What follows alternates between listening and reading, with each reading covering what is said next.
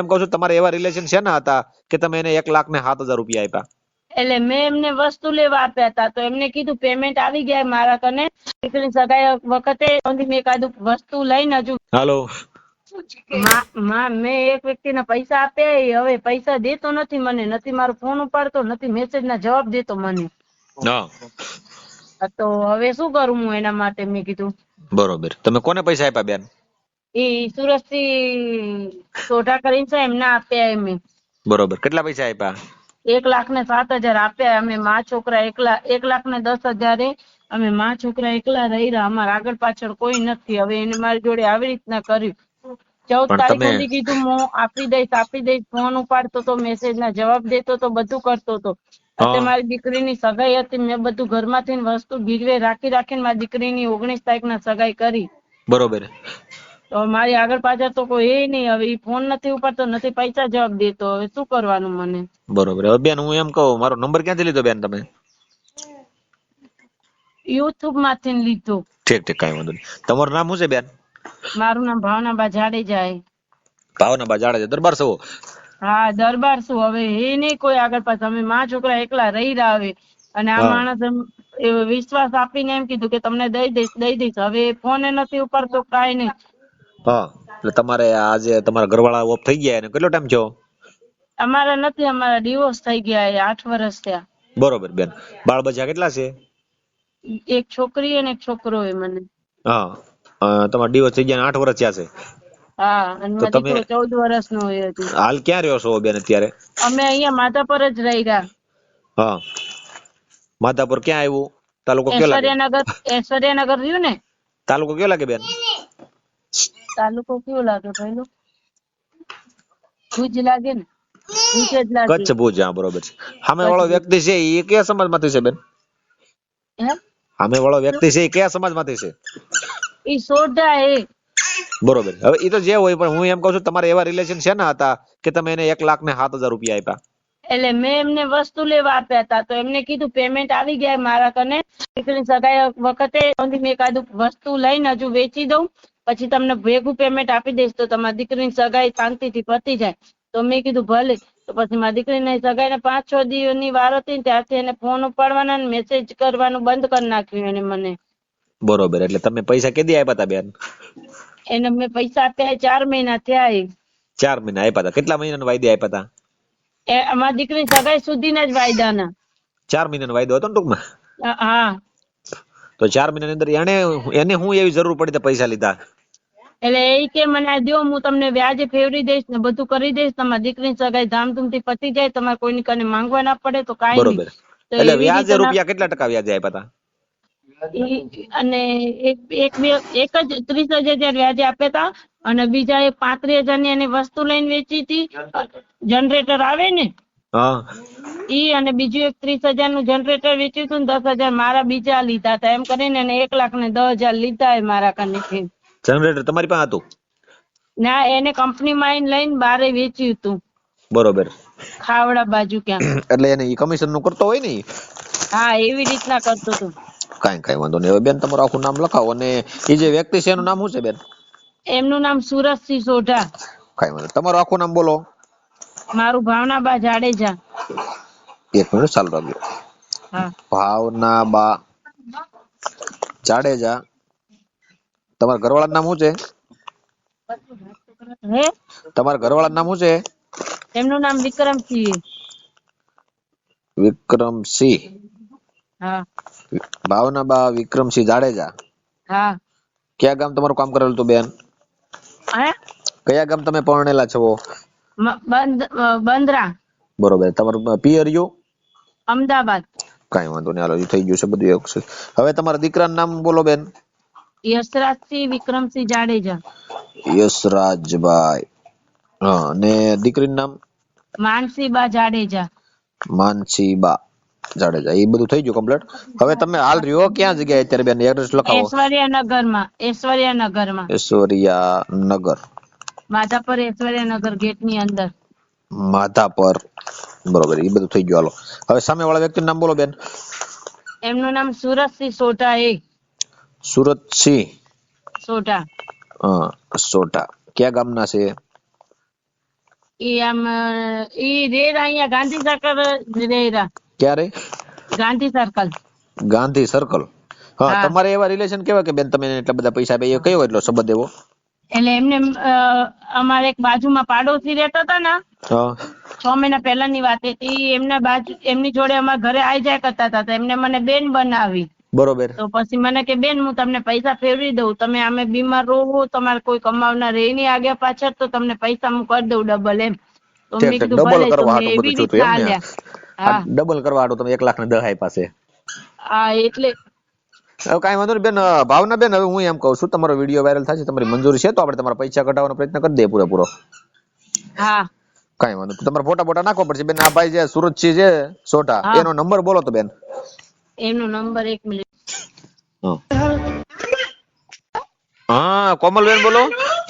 એ હા કોમલબેન સુરત છે સોઢા. હા હું બેન મજામાં? હો બસ મજામાં હો. હા, મેં કીધું હું હાલે શાંતિબેન? સુરત થી ક્યાં છે?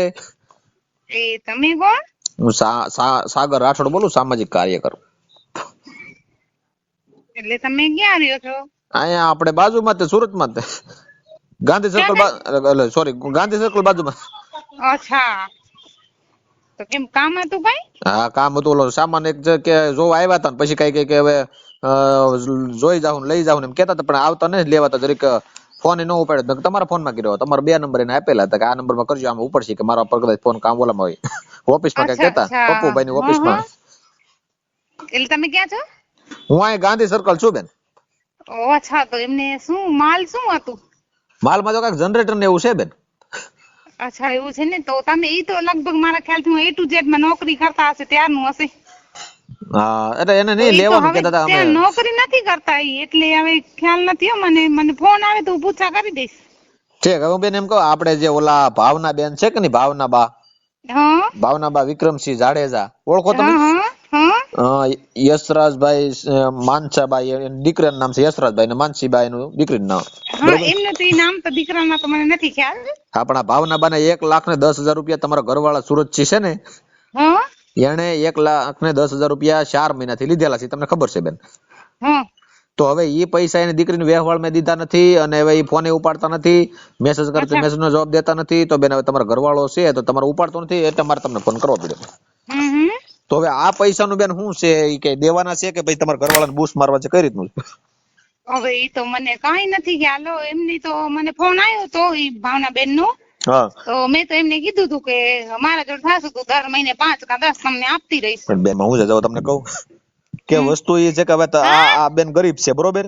ભાવના બા છે ને એ હાવ બિચારા ગરીબ છે ને, એને વિશ્વાસ કરીને તમારા ઘરવાળાને કાક એ કે વયાજ કાક દીધા છે કે તમને ડબલ કરી દે ને એવી બધી કાક વાતો છે. અચ્છા અચ્છા. તો હવે બેન એને પૈસા તમે જરીક, તમે એના ધર્મપત્ની છો, તમે વ્યવહારિક લાગો છો, તો એના પૈસા પતી દેવું કરો ને બેન. હા હું વાત કરી લઈશ. લ્યો ને, મને તો ફોન કે મેસેજ કઈ નો આવતો તો છે ને, વાત થતી નથી. હું જ્યારથી ફોન મેસેજ કરું તો નથી મને કઈ જવાબ આપતા કે કઈ. કોણ તમારો ઘરવાળો? હા મેં તો ભાવનાબેન ને વાત કરી હતી. પણ એમની તમારો ઘરવાળો તમારે ભેગો નથી રહેતો? ના એ મારી સાથે નથી. તો કોની સાથે? પોતે નોકરી માંથી જ બહાર છે. નોકરી એવું ન હોય બેન, તમે રાતે તો આવતો હશે ને ઘરે? રાતે અહીંયા ક્યાં આવે ભાઈ, બીજે કામ કરતા. હું પોતે અહીંયા મારા મમ્મી ને ઘરે રહું છું. કોની ઘરે? હું પોતે મારા મમ્મી ને ઘરે રહું છું. તો તમે કેમ તમારા મમ્મી ઘરે રિહામણે છો? હા હવે બેન રાવાજો ને રિહામણે, તમે અત્યારે ખોટું બોલો છો. ખોટું બોલવાની વાત જ નથી ભાઈ. તમે જો કઈ કામ ધંધો કરતા નથી, નોકરીએ જાય છે, પાછા તમે ઘડીકમાં રિહામણાનું કહી દીધું.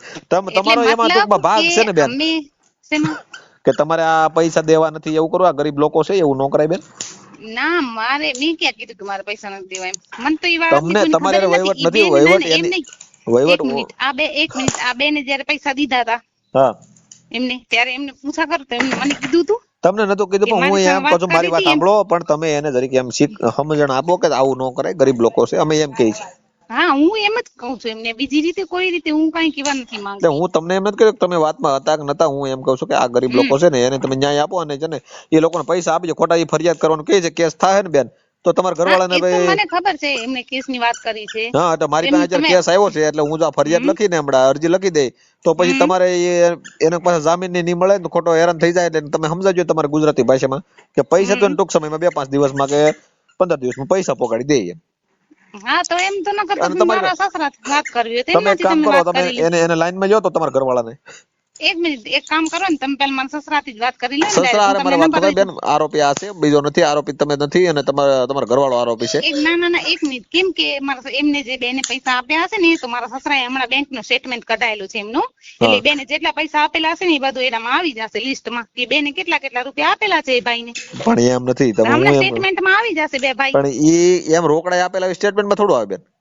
આ રોકડા મતલબ કઈ રીતે રોકડા આપેલા હોય તો કઈક ઈ બેન સબૂત તો કાંઈક હશે જંગ લેટર ને કે કેમ વેચીને રોકડા આપેલા છે, આપેલા છે. સબૂત આવે હોય જ ને બેન, કંપનીમાંથી જંગ લેટર લઈને કાંઈક ધંધો કરતા તે વેચવાય આપેલા છે, હમ બરોબર, પછી કાંઈક 35,000 રોકડા આપેલા છે, એવું બધું છે એનું, એમ કરીને 1,07,000 જેવું કાંઈક છે.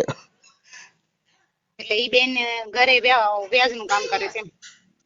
આ બેન ને લાઈન માં જ લઈ લઉં કરો તો, આ કોમલ બેન હારે વાત કરો તો કઈ રીતે તમે પૈસા આપ્યા છે કયો તો. હા હા બેન વાત કરો ને.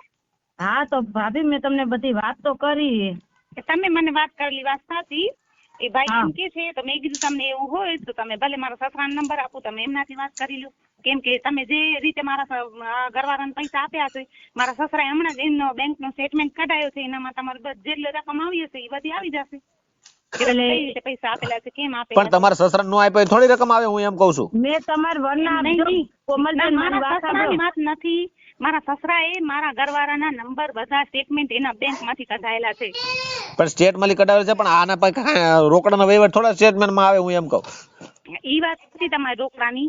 હા. રોકડામાં કાંઈક અને ભાભી મેં તમને મેસેજમાં હલાવ્યા કે મેં કેટલા રૂપિયા ભયલા નાખ્યા મને બધા. ખબર છે તમે આપેલું છે, અને મેં તમારાથી વાતે કરેલી હતી કે હું દર મહિને જો તમને તમારે આ આમ બેન કરીને જો આપી ફરિયાદ દઈશ. કરશે ને તો અત્યારે અરજી લખશું તો તમારા ઘરવાળાને જામીન નહીં મળે, એ તમને કહી દઉં છું, એટલે તમે પૈસા દેવાના છે તે તમારા ઘરવાળાને પૂછી લો. હા તો મને તો ખબર જ છે, મેં બેનને કીધું છે કે હું દર મહિને તમને આપી દઈશ, મેં ના પાડી તમારે નથી, નો બેનને દેવાના હોય તમે બેન, પૂછી શકો તમે છો. તમે તો હું એને તમે રિહામણે છો એમ કહો છો, આ કોમલબેન રિહામણે છે ભાઈ. હા મારી વાત નહીં ભાઈ, અમારા ઘરે અમારે બધે ઝઘડા થયેલા છે, એટલે હું અહીંયા મારા મમ્મી ને ત્યાં તો અવકાળી. તમારે હું તમને થોડોક તમે આપી જો બેન, હું થોડો તમને કહું છું, તમારા ઘરવાળા પાસે લેવાના છે પૈસા.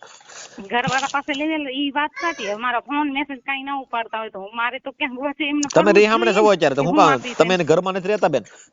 ના હું એમના ઘરે નથી રહેતી હો, તમે મારા સસરાને પૂછી શકો છો. ના પૂછવાનું ન હોય અમારે, પણ આ તો તમે પૂછ્યું કઈ વાંધો નહીં. હાલો. હવે તમે કાલે ફરિયાદ કરી આવો એની માથે, હા બરોબર, પોલીસ સ્ટેશનમાં જઈને ફરિયાદ કરો, કેમ કે એના બાપા એમ કે 40 લાખનું કરીને વયો ગયો છે, મને ખબર નથી, મારે તો શું કરવું કે, એટલે એના બાપને આપણે કઈ ન કઈ એની પત્ની નો કહીએ, વહીવટ આને યાર કર્યો એટલે આને આપણે કહેવાનું હોય, એટલે તમે ફરિયાદ કરો, બીજું કઈ ન થાય એમાં લાંબુ. હા પોલીસ સ્ટેશન જઈને મને વાત કરાવજો સાહેબ હારે, બરોબર, હા કાલે કરાવી દઉં. એટલે હું તમારી ફરિયાદ લેવા લેવો બેન. હા હા બેન. મિત્રો, વિશ્વાસ કરતા પહેલા સંપૂર્ણ તપાસ જરૂર કરજો. એક ખોટો નિર્ણય જીવનભરનું નુકસાન આપી શકે છે. ભાવનાબેન સાથે જે થયું એ બીજાના જીવનમાં ના થાય એ માટે આ વિડીયો વધુમાં વધુ લોકો સુધી પહોંચાડો. એન્ડ તમને વિડીયો સારો લાગ્યો હોય તો લાઈક કરો. એન્ડ જો આવી સાચી ઘટના જાણવી હોય તો અમારી ચેનલને સબસ્ક્રાઈબ જરૂરથી કરજો અને તમારા મિત્રો સાથે શેર પણ કરો.